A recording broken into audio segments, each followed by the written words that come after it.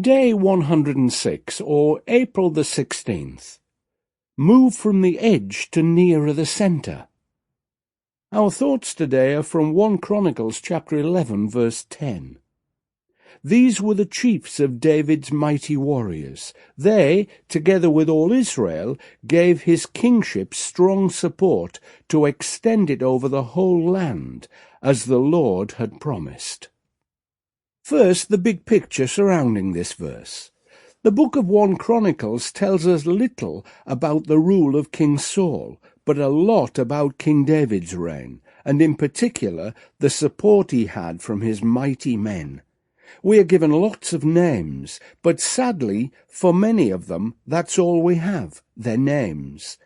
At least they got a mention in the Bible, and that's amazing anyway. These exceptional men were obviously a vital part of David's success, as possibly the greatest king Israel ever had. He was far from being a one-man band.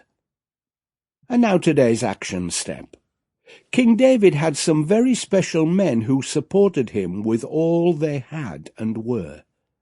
They were often referred to as his mighty warriors. They were men who were specially close to him and upon whom he relied. The Lord Jesus did the same with his disciples. He had hundreds who followed him, but a special 12 whom he called apostles. Of these 12, 3 were particularly close, and one of them was described as the one whom Jesus loved.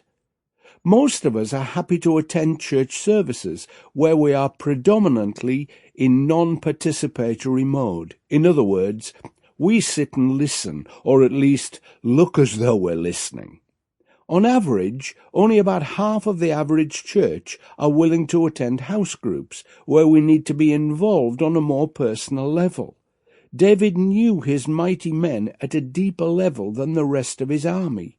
This was true of Jesus and his disciples. The only way these deeper relationships can develop is in house group type meetings. So if you are relying on Sunday services alone, you are likely to fail. The solution is very simple. So do it if you want to grow closer to Jesus and be more effective as a Christian.